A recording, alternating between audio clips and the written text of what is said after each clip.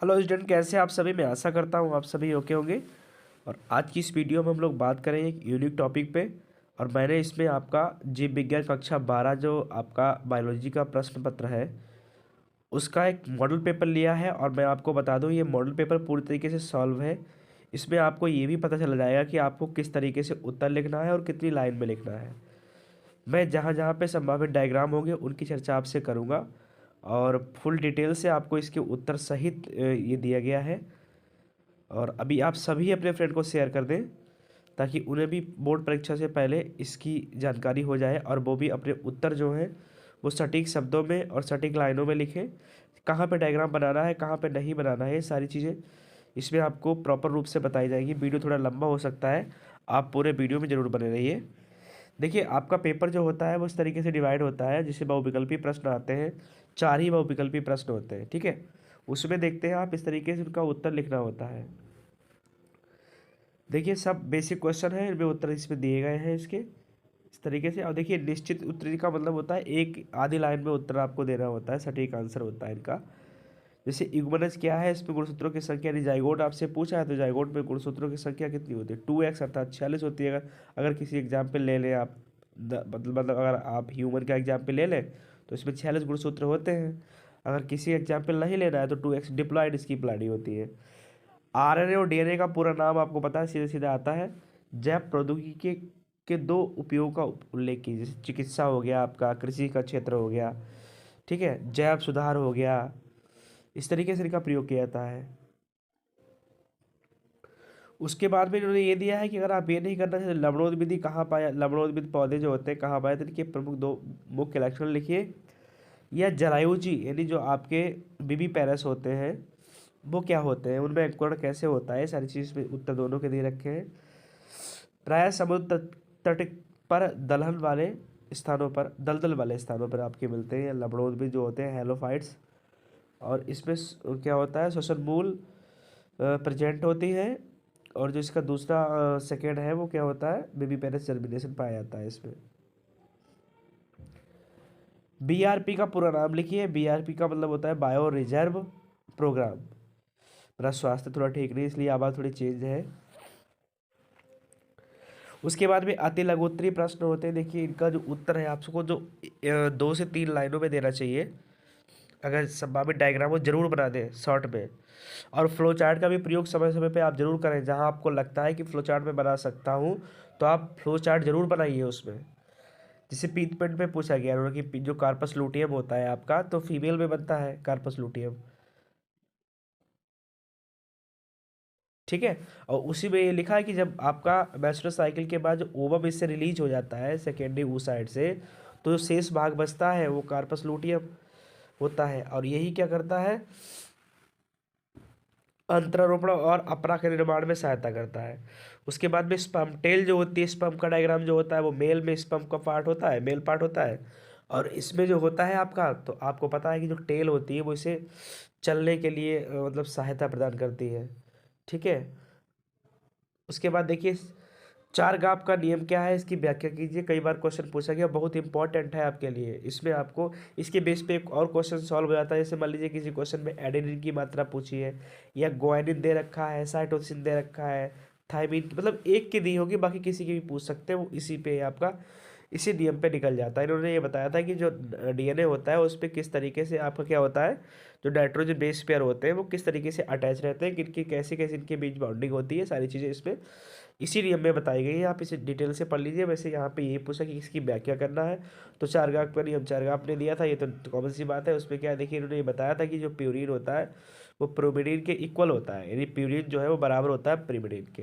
अर्थात कह सकते हैं कि देखो इसने दिया भी है कि थायमिन 7 है के बराबर और साइटोसिन की मोलर सांद्रता ग्वानिन Cg के बराबर, यानी सी जो होगा वो जी के बराबर होगा और ए जो होगा वो टी के बराबर होगा, ठीक है। इसमें ऐसे लिखना है आपको। उसके बाद बाह्यतमल उपचार में सूक्ष्म जीवों के महत्व को समझाइए। देखिए, प्रश्न 2 नंबर का है तो आप उसी तरीके से लिखेंगे। लगभग मान के चलिए कि आप अपनी कॉपी की 7 से 8 लाइनें इसमें लेके चलें, ठीक है। और डायग्राम आता है तो पूरा पेज वो खर्च ही हो जाएगा, तो 2 नंबर आपको ऐसे मिलेंगे। और ज़्यादा शॉर्टकट लिखने की कोशिश ना करें और पॉइंट बना बना के लिखें आप लोग। सटीक, अगर छोटे प्रश्न हैं तो उसमें सटीक उत्तर लिखें, ज़्यादा अच्छा रहेगा आपके लिए।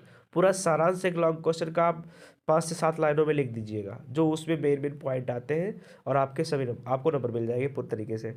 उसके बाद में बाहित मल उपचार में सूक्ष्म जीवों के महत्व को स्पष्ट कीजिए। यानी बाहित मल जो उपचार होता है, घरों से निकलने वाला जो भी आपका जो सीवेज होता है, उसका ट्रीटमेंट कैसे होता है, उसके महत्व बताना है। महत्व क्या होता है, ये सारी चीज़ इसमें लिखी हुई है, आप यहाँ से पढ़ लीजिए कि जो घरों से निकलने वाला सीवेज होता है उसमें बीओडी जो होती है वो आपकी अधिक हो जाती है। ठीक है, बीओडी जो है वो अधिक होती है, अर्थात बायोलॉजिकल ऑक्सीजन डिमांड जो होती है वो बढ़ जाती है सीवेज में। तो उसे कैसे, और देखिए अगला क्वेश्चन है आपका, कुछ प्रतिजैविक व उनके स्रोत का नाम लिखिए। प्रतिजैविक का एंटीबायोटिक होता है, इसका मतलब एंटीबायोटिक्स जो है वो किससे प्राप्त होती है। सबसे पहले एंटीबायोटिक जिसे आपको लिखा है पेनिसिलिन लिखा है, तो ये आपकी अलेक्जेंडर फ्लेमिंग ने बनाई थी। और जो पेनिसिलियम नोटेटम है इसमें क्या है, एक कवक है।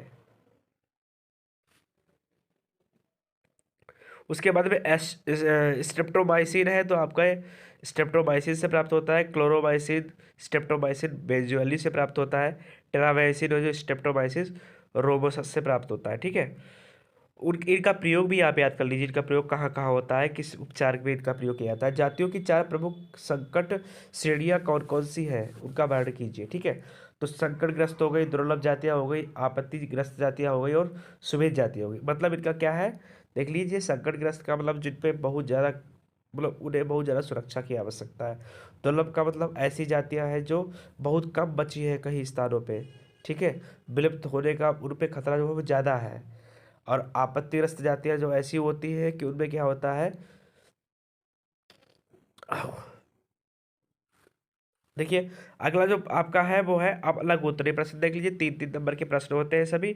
मानव भ्रूण के चारों ओर कौन कौन सी भ्रूण कलाएं पाई जाती हैं, इनका महत्व क्या है। तो यहाँ पे आप ह्यूमन जो आपका यूट्रस टाइप होता है, एम्ब्रियो जो बनता है, वहाँ पे कोई भी आप एक डायग्राम सिंपल सा ले सकते हैं यहाँ पे। वैसे इनमें पे बना रही है, लेकिन आप यहाँ पे जरूर डायग्राम बनाइए, क्योंकि यहाँ पे देखिए निम्न 3 प्रकार की होती है। इनमें क्या होता है, देखिए भ्रूणीय कलाएं जो लिखी है, एम्ब्रियोन, कोरियोन और एलेंट्राइज। तो इनमें आपको जहाँ पे डायग्राम बनता है फीमेल पार्ट का, उस पर आप जरूर बनाइए, और उसमें डायग्राम की सहायता से उसको इंगित कीजिए, तो ज़्यादा अच्छा रहेगा आपके लिए। उसके बाद में निम्नलिखित पर संक्षिप्त टिप्पणी देख लीजिए। प्रभाविता, अपूर्ण प्रभाविता, समयुग्मकी, विषम युग्मकी, प्रभावी और अप्रभावी। ठीक है, और इसके अलावा इसमें क्या है, टेस्ट क्रॉस और बैक क्रॉस, सम लक्षणी तथा समझीरी दैहिक तथा लिंग। मतलब इसमें आप देख लीजिए, निम्नलिखित पे सब टिप्पणी का मतलब आपको किसी पे 3 पे टिप्पणी इसमें लिख रही हो, यहाँ पे जरूर 6 पॉइंट दे रखे हैं, आपको किसी 3 पे लिख रही होगी, मैं आपको ये बता रहा हूँ, इसमें 6 पे नहीं लिख रही है। ठीक है, तो केवल आपको 3 पे लिखना है, तो आप इनको सबको तैयार कर लीजिए, क्योंकि अंतर मुख्यतः इन पे आता ही, चाहे इन पे अंतर पूछ ले या इन पे टिप्पणियाँ पूछ ले, वो आपसे पूछा ही जाता है, तो आप इनको सबको तैयार कर लें। ठीक है, ये देखिए जिसमें जहाँ मिलता है सबके आपके इसमें क्या है, उदाहरण दे रखे हैं।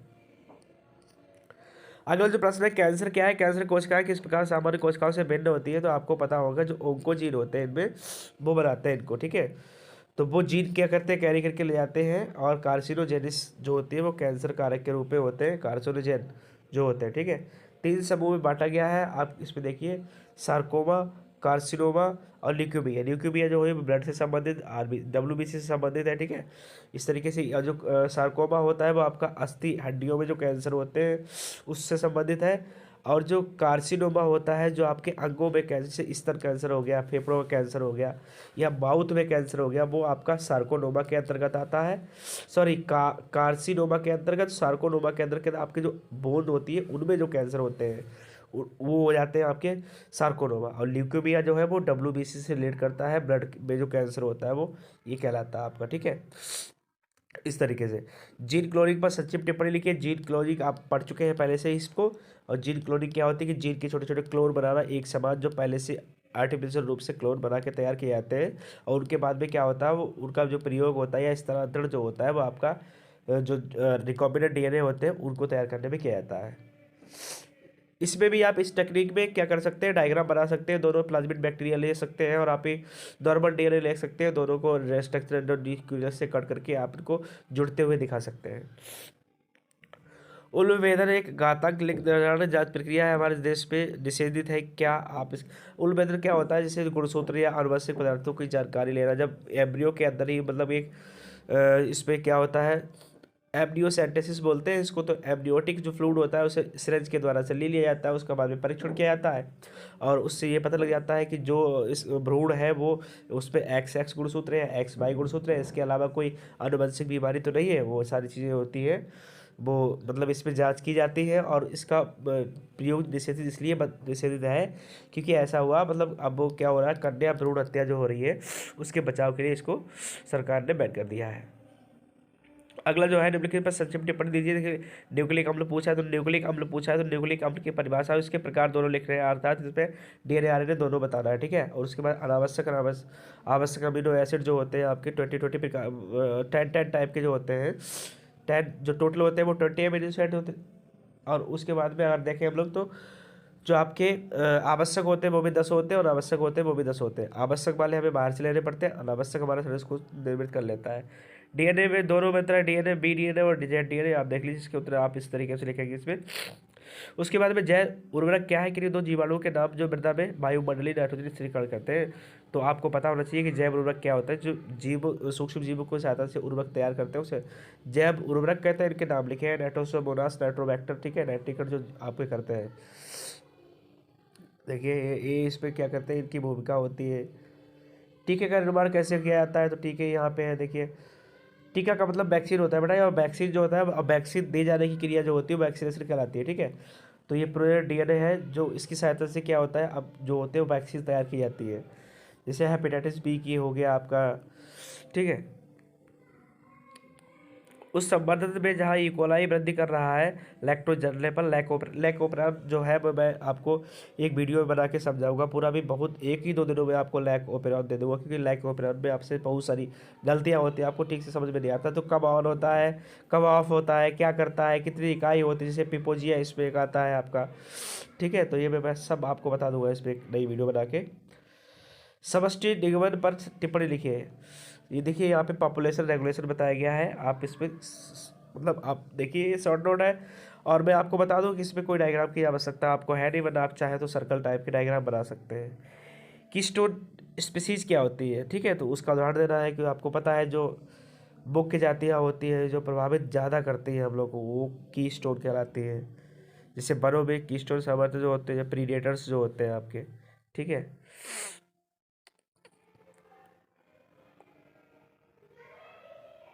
वन्य प्राणियों के विलुप्त होने की 4 लक्षण लिखिए कि जो वन में जो जीव और पौधे और जो जंतु है वो विलुप्त क्यों हो रहे हैं, तो उनका क्या रीजन है, रीजन इसमें दिए गए हैं, यहाँ पे ऐसे पढ़ लीजिए इसको। अब देखिए लॉन्ग क्वेश्चन पे हम लोग आ गए। युग्मजनन क्या है, अंडाणुजनन की क्रिया समझाइए, शुक्राणुजनन तथा, देखिए सभी पूछ लिया है। गैमेटोजेनेसिस किसे कहते हैं, oogenesis और स्पर्मेटोजेनेसिस दोनों में अंतर भी है और डिटेल से आपको oogenesis बताना है। आप मैं बता दूं आपको, ज़्यादा से ज़्यादा आप इसको 3 से 4 पेज में लिखिए और इसमें फ्लो चार्ट का प्रयोग जरूर करिए। फ्लो चार्ट का प्रयोग जैसे आपके एनसीईआरटी ने दिया हुआ है कि कैसे सबसूत्री विभाजन होता है, कैसे अर्धसूत्री विभाजन होता है, कितनी कोशिकाएं बनती हैं, सारी चीज़ें आपको इसमें लिखी हुई है। और यहाँ से देख लीजिए, इसमें शायद फ्लो चार्ट इसमें बना नहीं है, लेकिन आप इसमें जरूर डायग्राम का प्रयोग कीजिएगा, आपके लिए ज़्यादा अच्छा रहेगा, ठीक है। ये दोनों में डिफरेंस दिया है यहाँ पे। उसके बाद में दिया है जनसंख्या विस्फोट से क्या समझते हैं, पॉपुलेशन एक्सप्लोशन क्या होता है, आपको सब पता है इसके बारे में। देखिए एक बार जरूर ध्यान दीजिए यहाँ पे, अगर उसके परिणाम पूछे गए तो परिणाम, कारक पूछे गए तो कारक, ठीक है। आप लोग करते क्या है कि कुछ भी पूछा जाता है वो सब लिख देता है, ऐसा कुछ नहीं होता है। जैसे मान लीजिए मैंने पूछे जनसंख्या वृद्धि के कारण क्या है, तो आप केवल कारण बताइए। मैं कहूँ कि इसके क्या प्रभाव होते हैं, परिणाम क्या है इसके, तो वो अलग चीज़ हो जाती है इसमें, देखिए, ठीक है। इसमें देखिए कारण परिणाम पूछेंगे कि जब जनसंख्या वृद्धि हो जाएगी उसके बाद समाज पे क्या प्रभाव पड़ेगा, वो चीज़ें हैं। लेकिन किस कारण से होती है वो अलग क्वेश्चन हो गया यहाँ पे। क्रिस क्रॉस वंशागति से आप क्या समझते हैं, देखिए ये बहुत इंपॉर्टेंट प्रश्न है। ऑटोसोमल डिजीज होता है जिसे आपको पता है, इसके अंतर्गत क्या हो, F2 जनरेशन में जो होते हैं वो लक्षण दिखाई देते हैं। ये देखिए इस तरीके से इसमें पूरा सब समझाया गया है। लिखा है एक्स गुणसूत्र के समजात खंडों पर इनके जीन स्थित होते हैं, इनका समजात जीन बाई पर नहीं होता है। इस प्रकार के लक्षण पिता से पुत्री और माता से पुत्र तथा पुत्री दोनों को प्राप्त हो सकते हैं। इस प्रकार की वंशागति जो होती है वो कहलाती है क्रिस क्रॉस। इसमें ये बीमारियां दे रखी है, आप इसको देख लीजिए। ये इस पे क्रॉस कराया गया, देखिए नॉर्मल मैन है और कैरियर वूमेन है। तो जो एक्स यहाँ पे सर्कल में है, दूसरा वाला छोटा वाला एक्स जो है वो यहाँ पे ग्रसित है, सॉरी कैरियर है। देखिए इस तरीके से आप बनाएंगे इसको। ये उदाहरण नंबर 2 दे रखा है इन्होंने यहाँ पे, आप कोई सा उदाहरण ले सकते हैं इस पर। ठीक है, ये देखिए अगला आनुवंशिक सूचनाओं की प्रवाह संबंधी संकल्पना तथा अणु जैविकी का केंद्रीय सिद्धांत यानी सेंट्रल डॉग्मा प्रोसेस पूछा गया है आपसे यहाँ पे। और कैसे ये सूचनाएं जो आनुवंशिक सूचनाएं होती है एक से दूसरे में ट्रांसफर होती है, कौन लेके जाता है, कौन मेंटेन करता है, सारी चीज़ें इसमें है। तो आपको पता होना चाहिए कि पहले की ये सूचना जो ट्रांसफर कैसे होती है। तो यहाँ पे लिखा है one way flow of information. तो क्या होता है, डीएनए ही करता है, डीएनए से एमआरएनए बनना है और एमआरएनए से प्रोटीन बनती है। ये सभी क्रिया आपकी जो है वो कहलाती है आपकी सेंट्रल डॉग्मा। और डीएनए से आरएनए जो है वो कहलाता है आपका ट्रांसक्रिप्शन या अनुलेखन। देखिए यहाँ पे बनाया है डीएनए से आरएनए, आरएनए से प्रोटीन, प्रोटीन से फिर आरएनए बन गया, आरएनए से फिर डीएनए बन गया। यहाँ पे एक जगह रिवर्स ट्रांसक्रिप्टेज एंजाइम की आवश्यकता होती है जब आरएनए से डीएनए बनता है। ठीक है, ये देखिए लिखा हुआ है यहाँ पे रिवर्स फ्लो ऑफ इन्फॉर्मेशन कि जब आरएनए से डीएनए बनेगा तो रिवर्स ट्रांसक्रिप्टेज एंजाइम की आवश्यकता होगी। इसको टाइम मैंने 1970 में देखा था, ये यहाँ पे दिखाया गया है। रिवर्स ट्रांसक्रिप्टेज से डीएनए बन गया, उसके बाद डीएनए से फिर ट्रांसक्रिप्शन हुआ, उसके बाद में ट्रांसरिलेशन हुआ इसका और बन गया प्रोटीन। ठीक है, जीवाणु जनित रोग व उपचार। जीवाणु का मतलब बैक्टीरिया से होने वाले कौन कौन से रोग है, उनके उपचार क्या है, ये सारी चीज़ इसमें है और उनके क्या लक्षण होते हैं सब बताया गया है इसमें। ठीक है, टाइफाइड ज्वर के लक्षण भी बताए उन्होंने, टाइफाइड पूछ लिया आपसे कि टाइफाइड के बारे में बताइए आप। ठीक है, इस तरीके से आप लिखेंगे। बाह्य बल का प्राथमिक उपचार यानी प्राइमरी जो आपका ट्रीटमेंट होता है वो क्या होता है और द्वितीयक ट्रीटमेंट क्या होता है, इन दोनों में विभेद करना है। ये दोनों चीज़ें लिखी हुई है, आप यहाँ से पढ़ लीजिए। थ्योरेटिकल क्वेश्चन है, इसमें भी चाहे तो आप किसी भी डायग्राम का प्रयोग कर सकते हैं क्योंकि आपके एनसीईआरटी ने इसमें डायग्राम बनाए हैं, कुछ हौज बनाई है, कुछ टैंक बनाए हैं और वहाँ से कैसे इनको गुजारा जाता है और कैसे बाद में शुद्ध हो जाते हैं, इस सारी जानकारी आपको एनसीईआरटी की बुक में मिल जाएगी। तो स्टूडेंट ये आपके लिए था, ये सॉल्व मॉडल पेपर है। मैं आपको बता दूं, अगर कोई समस्या है तो आप कमेंट बॉक्स में ज़रूर दीजिए मुझे, और मैं एक और आपका मॉडल सेट पेपर भेजूंगा आपको। और संभवतः मैं आपसे वादा करता हूं कि इन्हीं 2 क्वेश्चन से आपकी जो तैयारी है वो मजबूत हो जाएगी। ठीक है, मिलते हैं अगली वीडियो में, टेक केयर।